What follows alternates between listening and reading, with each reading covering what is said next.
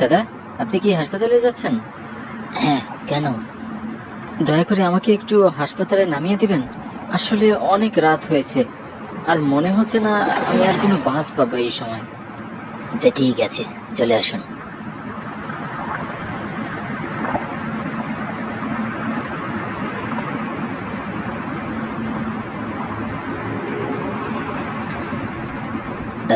হাসপাতালে আপনার কে আছে? আমার এক আত্মীয় খুবই অসুস্থ, তাকে দেখার মতো কেউই নেই। কিছুক্ষণ আগে জানতে পেরেছি, তাই বাধ্য হয়ে এত রাতে যেতে হচ্ছে। তা আপনি এত রাতে কোত্থেকে আসছেন? লাশ নিয়ে গিয়েছিলাম এক গ্রামে, সেখান থেকে ফিরতেই এত রাত হয়ে গেল। আচ্ছা দাদা, আপনি কতদিন থেকে এই পেশায় নিয়োজিত আছেন? তা প্রায় 10 বছর তো হবেই। দাদা, আপনার কি ভয় করে না? ভয় কেন করবে? না মানে, রাতের বেলা লাশ নিয়ে যাওয়া তো ভয়ের একটা ব্যাপার।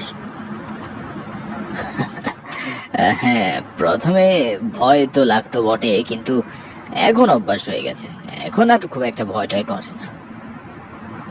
আচ্ছা, লাশ নিয়ে যাওয়ার সময় আপনি কি কখনো কোনো ভয়ঙ্কর ঘটনার সম্মুখীন হননি? হয়েছিলাম একবার। এমন ভয়ঙ্কর ঘটনা যা আমার সারা জীবন মনে থাকবে। আচ্ছা দাদা, আমাকে কি বলবেন আপনার সাথে কি হয়েছিল? আসলে এইসব ভৌতিক ঘটনা শুনতে আমার খুবই ভালো লাগে। শুনলে তো আপনি ভয় পেয়ে যাবেন। না না না না, কি বলছেন এসব? ভয় পাবো না, আমি ভীষণ সাহসী একজন মানুষ। আজ থেকে প্রায় 8-9 বছর আগের কথা। আমি তখন সবে মাত্র নতুন অ্যাম্বুলেন্স চালাই। আমার বাড়ি এখান থেকে অনেক দূরে, তাই বাধ্য হয়ে হাসপাতালের কাছেই একটি ছেলেদের মেসে থাকতাম। আমার সাথে আমার একজন রুমমেট থাকতো, তার নাম ছিল শুভজিৎ। সেও তার গ্রাম ছেড়ে শহরে চলে এসে রিক্সা চালাতো। শুভজিতের সঙ্গে একসাথে থাকতে থাকতে এক সময় সে আমার খুব ভালো বন্ধু হয়ে গেল। আখিল, চল কাল আমরা দুজন আমাদের বাড়ি থেকে ঘুরে আসি। মা তোকে দেখলে খুবই খুশি হবে। কাল নয়, অন্য একদিন যাবক্ষণ। কাল আমার জরুরি একটা কাজ আছে। আচ্ছা, তবে তুই সময় করে আমাকে জানাবি কিন্তু, ঠিক আছে? আমি এখন একটু গাড়ি নিয়ে বেরোবো। তারপর শুভজিৎ বেরিয়ে গেল। শুভজিৎ বেরিয়ে যাওয়ার পর আমিও বেরিয়ে গেলাম। প্রায় সন্ধ্যা নাগাদ হাসপাতাল থেকে ওর কাছে একটা ফোন এলো। হ্যালো, কে বলছেন? জি, আমি সদর হাসপাতাল থেকে বলছিলাম। শুভজিৎ নামের একজনকে আমি হাসপাতালে নিয়ে এসেছি, তার অ্যাক্সিডেন্ট হয়েছে। আপনি যদি তাকে চিনে থাকেন তাহলে দ্রুত হাসপাতালে চলে আসুন, ওনার অবস্থা খুবই খারাপ। জি জি, আমি এখনই আসছি। কথাটি শুনে যেন আমার পায়ের তলার মাটিটাই সরে গেল। আমি দ্রুত হাসপাতালে চলে গেলাম। হাসপাতালে গিয়ে জানতে পারি শুভ আর এই পৃথিবীতেই নেই, সে মারা গিয়েছে। হাসপাতালে সবাই আমার পরিচিত ছিল, তাই কোনো ঝামেলা ছাড়াই শুভর লাশটি আমি রিলিজ করে আমার অ্যাম্বুলেন্সে উঠাই। শুভজিতের এই শহরে আপন বলে কেউই ছিল না। বাড়িতে তার অসুস্থ মা বউ তারাই ছিল, তাই আমি নিজেই দায়িত্ব নিয়ে শুভর লাশটি তার পরিবারের কাছে ফিরিয়ে দেওয়ার উদ্দেশ্যে রওনা দিলাম। পথে শুভর সাথে কাটানো স্মৃতিগুলো আমার বারবার মনে পড়ছিল। আজ সকালেই দুজন আমরা কত গল্প করছিলাম, আর এখন আমি তার লাশ নিয়ে তারই বাড়ি ফিরছি। এ যেন এক কঠিন বাস্তবতা। মনটাকে কিছুতেই মানাতে পারছিলাম না।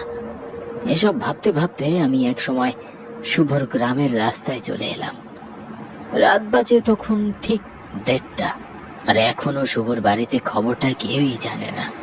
হঠাৎ করেই এত বড় ধাক্কাটা তারা কিভাবে সামলাবে সেটা আমি জানি না বাবা। এসব ভাবতে ভাবতেই হঠাৎ গাড়িটা কেন জানি থেমে গেল। আমি গাড়িটা স্টার্ট দেওয়ার অনেক চেষ্টা করলাম, কিন্তু কোনো লাভই হলো না। একে তো শীতের রাত, তার মধ্যে চারিদিকে নিশুতি অন্ধকার। এত রাতে কাউকে বাইরে পাওয়া যাবে বলেও মনে হচ্ছে না। তারপরও আমি গাড়ি থেকে নামলাম।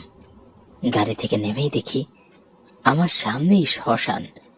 সামনে শ্মশান দেখে আমি ভয় পেয়ে গেলাম, আমার গায়ে কাঁটা দিয়ে উঠল। এমন সময় হঠাৎ লক্ষ্য করলাম অ্যাম্বুলেন্সের ভেতর থেকে কেমন যেন আওয়াজ ভেসে আসছে। এমন শব্দ শুনে মনে হচ্ছে কেউ যেন কিছু একটা চিবিয়ে খাচ্ছে। এবার তো আমার জ্ঞান হারানোর উপক্রম। তারপরও আমি সাহস করে আস্তে আস্তে অ্যাম্বুলেন্সের দরজাটা খুলে ভেতরে যা দেখলাম তাতে আমি আর নিজেকে সামলাতে পারলাম না। আমি দেখলাম অ্যাম্বুলেন্সের ভেতরে দুটো জন্তুর মতো কি যেন একরকম প্রাণী, যাদের চোখগুলো জল জল করছিল, আর তারা শুভজিতের লাশটি চিবিয়ে চিবিয়ে কাঁদছিল। আমি সঙ্গে সঙ্গে অজ্ঞান হয়ে পড়ে যাই।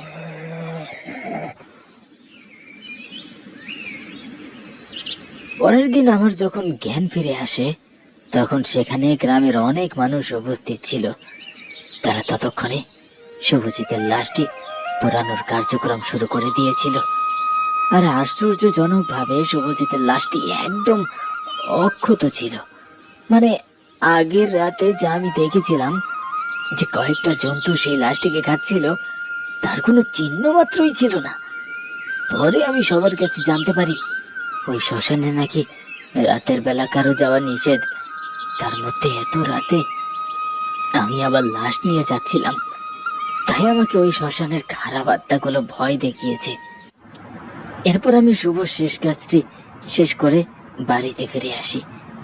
পরে বেশ অনেকদিন রাতের বেলা লাশ নিয়ে আমি কোথাও যেতে পারতাম না, ভীষণ ভয় করতো আমার।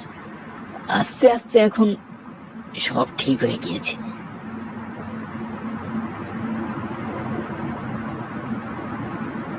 নিন, হাসপাতালে চলে এসেছি আমরা।